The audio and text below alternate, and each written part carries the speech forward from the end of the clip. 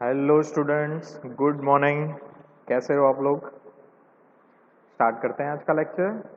Last lecture में हमने start किया था ARM7 TDMI का जो आर्किटेक्चर है उसके बेस्ड जो LPC2148 हमारा माइक्रो कंट्रोलर है उसमें टाइमर प्रोग्रामिंग हम देख रहे थे।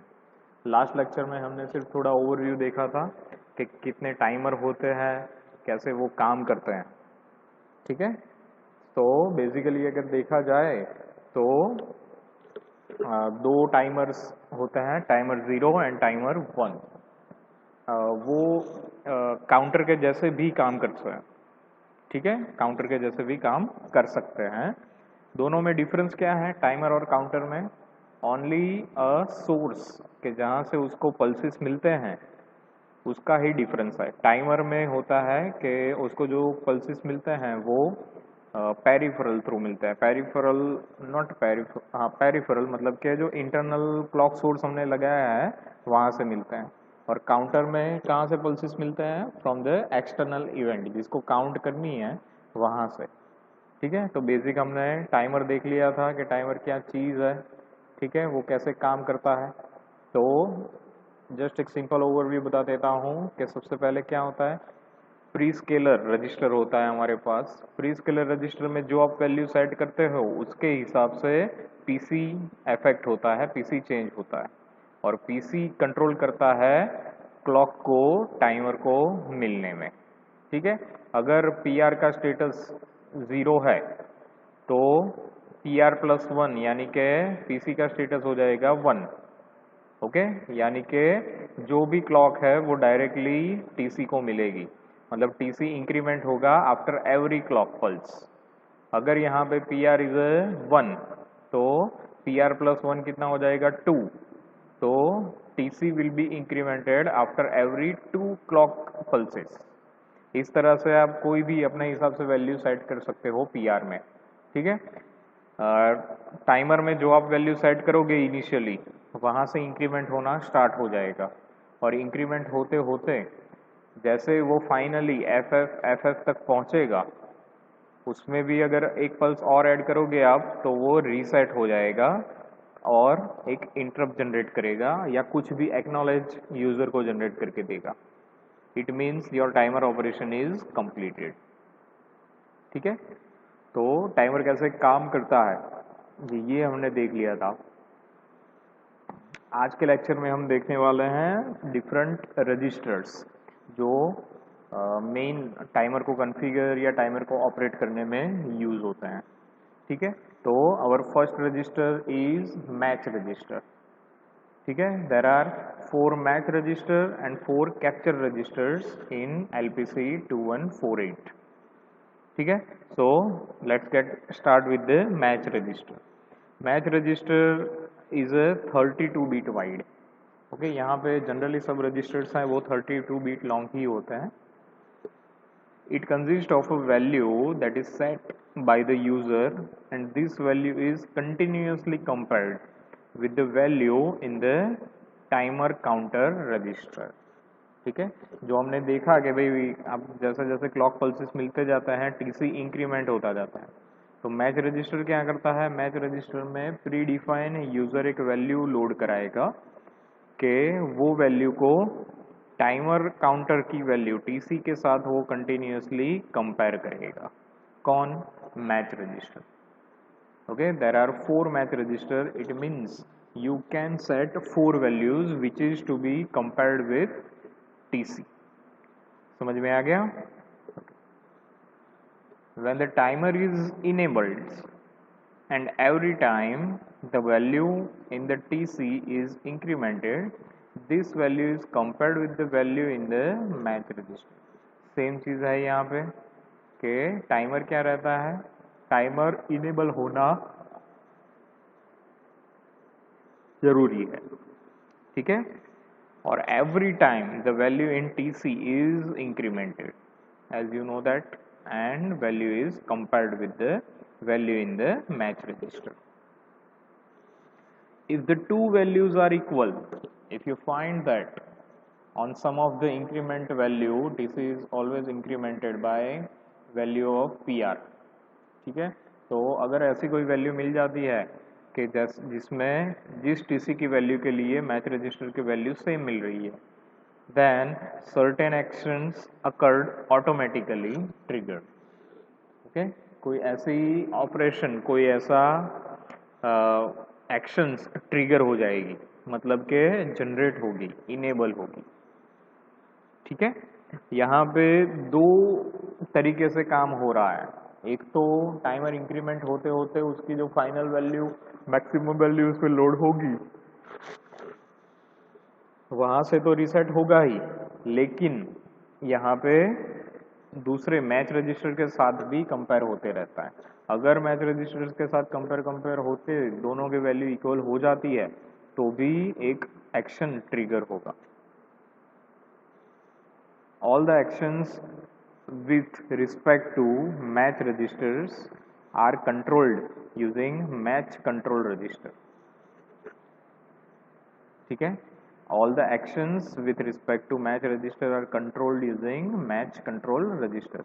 अब ये match register में जो हमने बात किया पहले कि आप एक वैल्यू लोड कर सकते हो, तो वो वैल्यू कैसे लोड करनी है, उसके लिए उसका एक स्पेशल कंट्रोल रजिस्टर है जिसे हम बोलते हैं मैच कंट्रोल रजिस्टर, जो मैच रजिस्टर का मोड भी सेट करता है, उसमें वैल्यू भी लोड कराता है, जो एक्शन ट्रिगर करनी है उसका भी ध्यान रखता है। ओके मतलब you can decide which action to be enabled whenever you find that the data are equal. Clear, समझ में आ रहा है?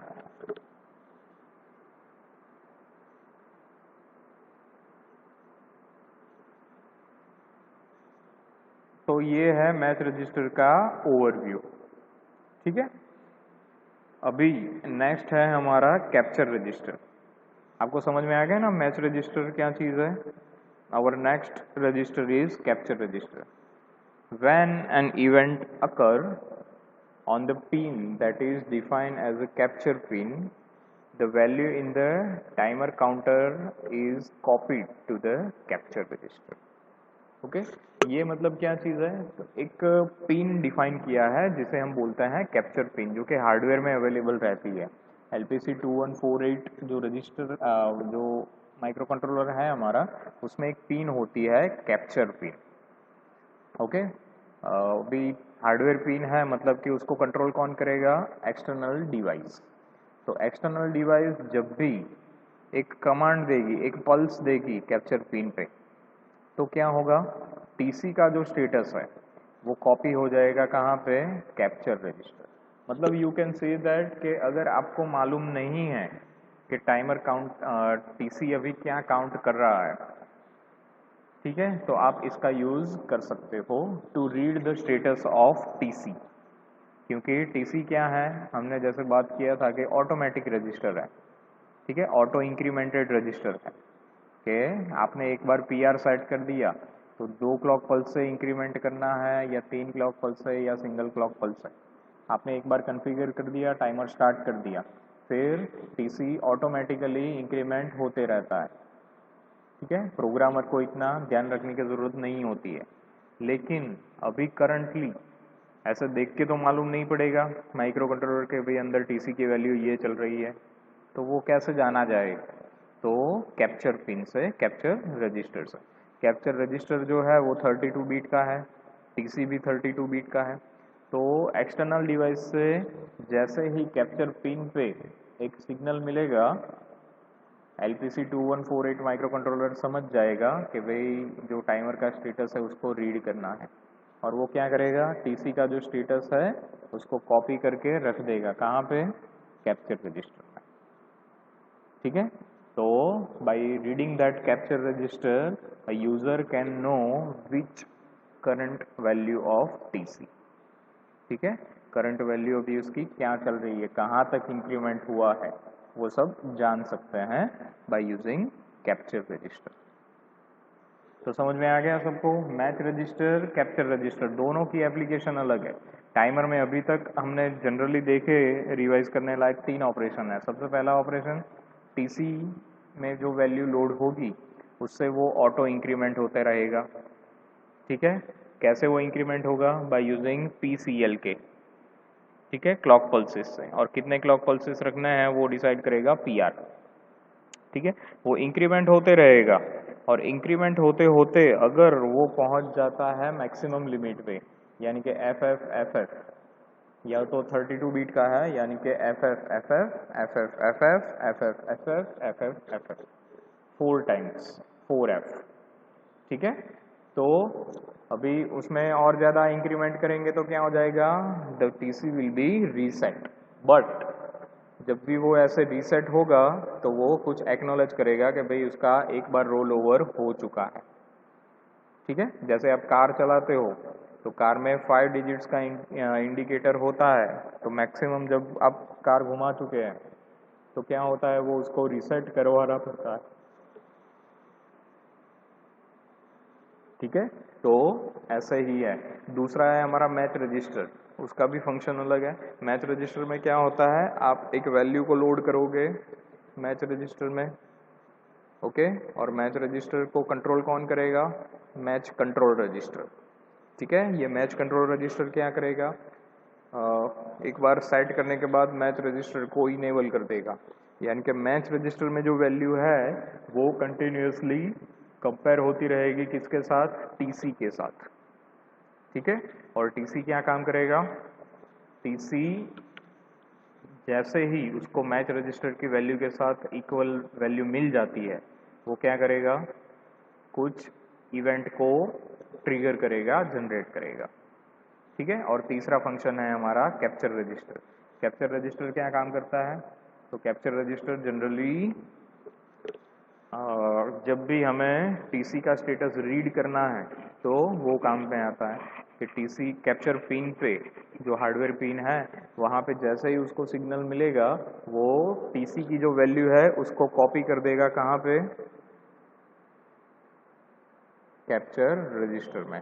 और कैप्चर रजिस्टर की वैल्यू रीड करके आप मालूम कर सकते हो कि अभी करंट स्टेटस क्या है टीसी का। ठीक है, समझ में आ गया। तो it's how LPC2148 timer works. Okay, now we are go through registers which are associated with LPC2148 कि इसके साथ कौन से रजिस्टर्स कनेक्टेड है। ठीक है, तो सबसे पहला रजिस्टर है हमारा प्री स्केल रजिस्टर PR। आप जानते हो PR के बारे में, PR का काम क्या है, क्लॉक को कंट्रोल करना। ओके, कितनी क्लॉक के हिसाब से आपको टीसी इंक्रीमेंट करना है वो डिसाइड करेंगे using pre scale register. Pre scale register specifies the maximum value for the pre scale counter. When the pre scale counter, pre scale register किसको कंट्रोल करता है, पीसी को, प्री स्केल काउंटर रजिस्टर को। When the prescale counter is equal to PR, the TC in the incremented on the next clock and also PC is cleared. Okay? जब भी PR की value और PC की वैल्यू equal हो जाती है, at that time TC is incremented on the next clock and also PC cleared. ठीक है, समझ में आया। PR के बारे में जनरली आप जानते ही हो। Okay, prescale counter register PC, prescale counter increments on every peripheral clock to the value stored in the PR, इसीलिए हम PC is equal to PR+1 बोलते हैं। ठीक है, when the value in PC equal to the value in PR, PC is reset. जब PR और PC की वैल्यू इक्वल हो जाती है, सपोज PR की वैल्यू है 0, ओके, तो PC क्या होगा, चलो माना के दूसरा एग्जांपल लेते हैं, PR की वैल्यू है 2। ठीक है, तो 2 PC is start from the 0। ठीक है, तो पहले होगा PC का स्टेटस 0, तो कंपेयर होगा 0 इज नॉट इक्वल टू 2, तो P क्लॉक अप्लाई होगा TC को। ठीक है, लेकिन इंक्रीमेंट नहीं होगा TC। ठीक है, अब PC इंक्रीमेंट होगा, PC इंक्रीमेंट होगा। ओके, और वो हो जाएगा 0 से 1। अभी भी वो इक्वल नहीं है पी आर के जैसे, ठीक है। तो क्या होगा, वो और इंक्रीमेंट होगा, ठीक है, यानी हो जाएगा 2, ठीक है। अभी दोनों इक्वल हो गए, ठीक है।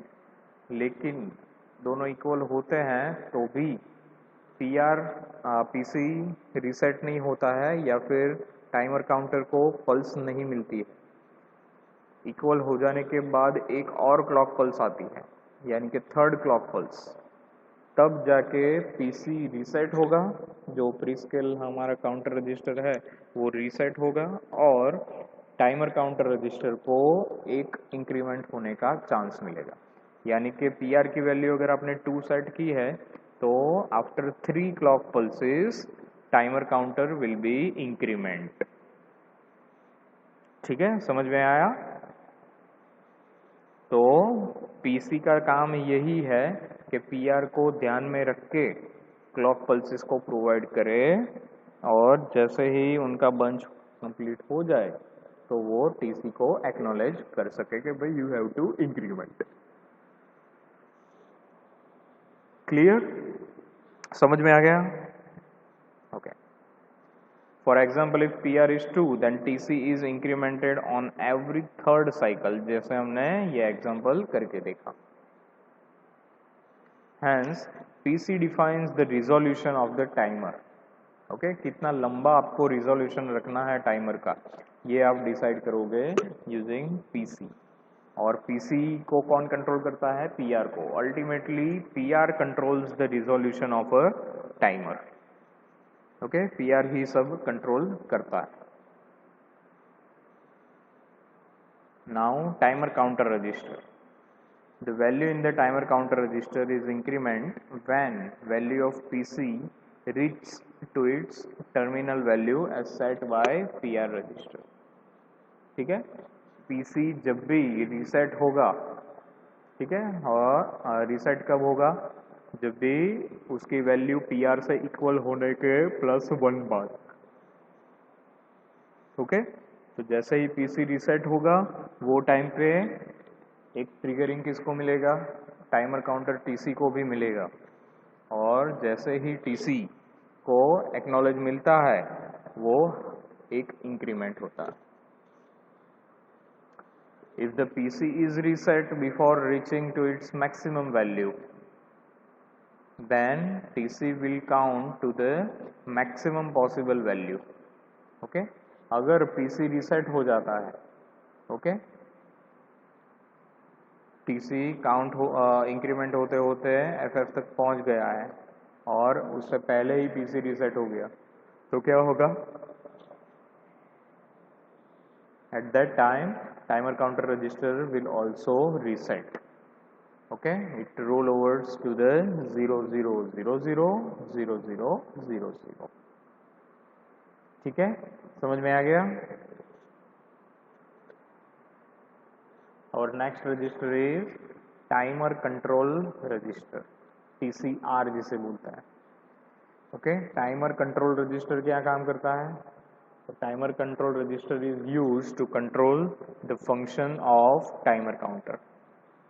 It is used to enable और डिसेबल और reset the timer counter. TC जो हमारा टाइमर काउंटर है उसको सेट रिसेट या फिर इनेबल डिसेबल करने के लिए ये काम आता है timer control register. Only the first 2 bits of TCR must be used for this operation.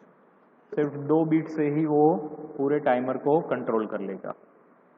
ठीक है, only 2 bits. When the first bit of TSR, that is 0 bit, 0th bit, timer counter and prescale counter are disabled. Okay, TCR की जो 0 number की beat है अगर वो 0 है तो हमारा टाइमर काउंटर यानी कि TC और प्रीस्केल काउंटर दैट इज PC दोनों डिसेबल रहेंगे। उनको इनेबल करना है तो TSR बीट को 1 ही रहना पड़ेगा, यानी 1 हमें करना पड़ेगा। ठीक है, When the first bit is 1, the counters are enabled. Both the counter TC and PC are enabled.